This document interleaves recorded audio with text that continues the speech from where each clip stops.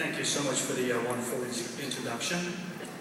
Chancellor Drake, Dean Janice, faculty, staff, and parents.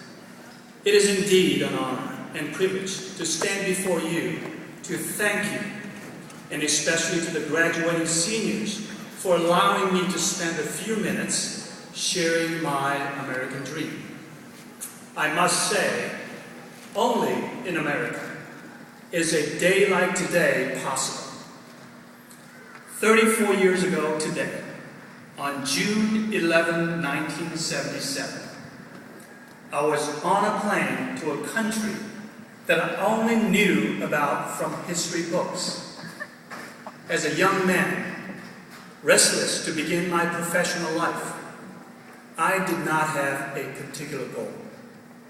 My wife Joanne and I arrived in Orange County from Seoul, Korea, to begin our journey in America.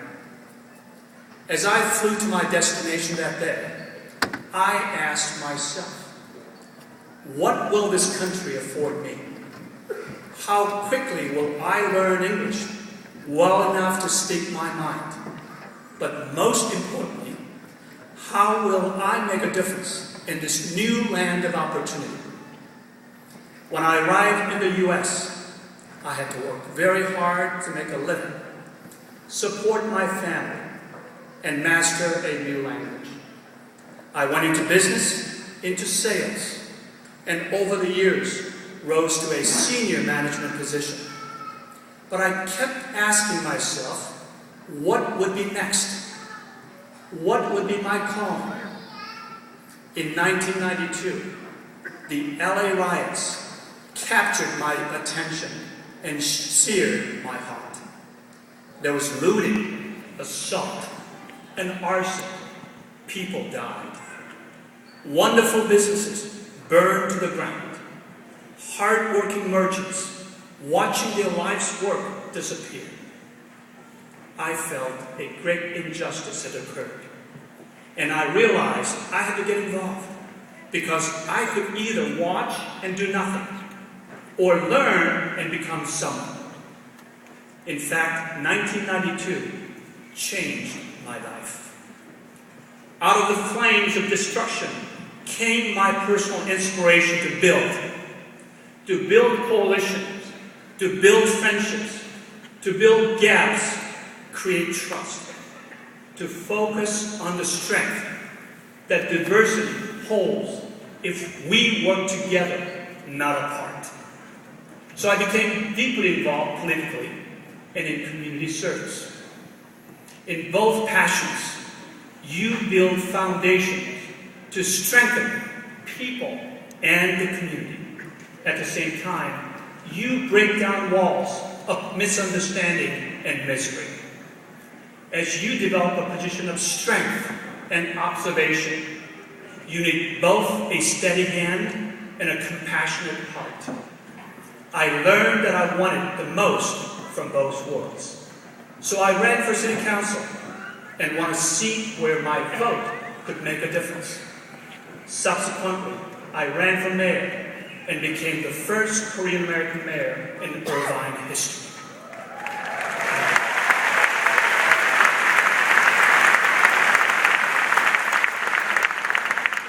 Irvine, a city, prides itself in being thoroughly integrated. Just look around this mall. I see the diversity of people, the diversity of cultures, and diversity of towns. That is what will define our future generation of leaders, and that is what will enrich your experience as you embark on this next phase of life. As part of my personal story, one can say, here's the young man who left his homeland and became the mayor of a major U.S. city. He's symbolic of what we can do when we step into the waters of the world and emerge in another culture. 34 years ago today, being mayor was beyond my wildest dreams. But making a difference was part of my upbringing. It was a lifelong calling for my soul. So, how will you make a difference? how will you grow, change, and adapt? How will you build on the foundation that this great institution has provided you? Here's my challenge to you. Make the most of every minute of every day. Embrace not just the rights and privileges that come with living in a great democracy, but the obligations as well. If you see things that need changing, don't wait for someone else to step up to the plate. Roll your sleeves up and do the hard work necessary to address the challenges in your family, your community, our country, and our world. America, thank you. Go ahead.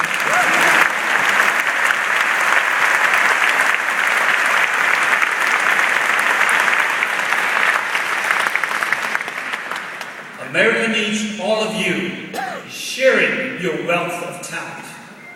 As social ecology majors, you have the opportunity to accomplish the extraordinary in your field, whether it be in law, social behavior, or policy planning. You deeply understand human behavior and the need for environmental protection. You have debated the justice system as well as social justice. You are indeed educated. Now be proactive as you realize your aspirations, listen to others, and set your goals.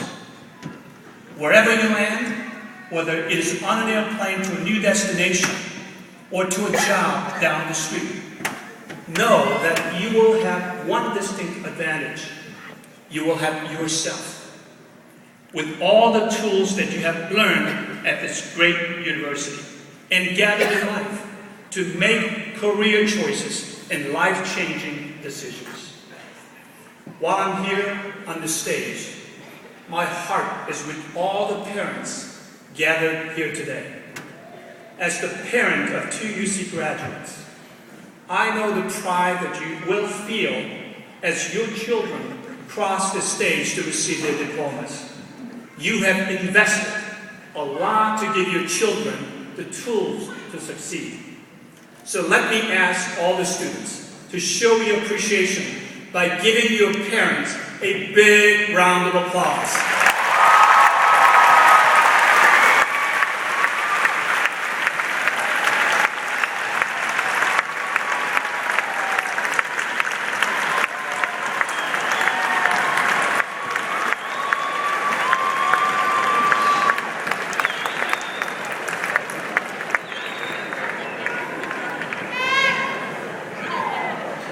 Thank you.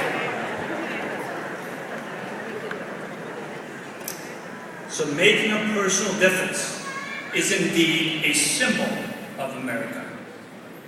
50 years ago, John F. Kennedy, in his inaugural address, spoke of a torch that has been passed to a new generation of Americans. I too challenge you, as the next generation of leaders, to take the torch from this time and this place and quickly plan for tomorrow. Time is on your side, but the clock is ticking. The torch is passed today. As opportunity flows to you, let it flow from you.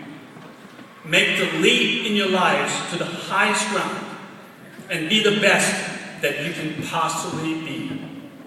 My life has taught me, whether 1 mile from where you began or 6,000 miles from home, that no matter where you are, there you are. There you stand on a hilltop as the world waits for you. Don't let the world wait for long. Congratulations. May God bless you and may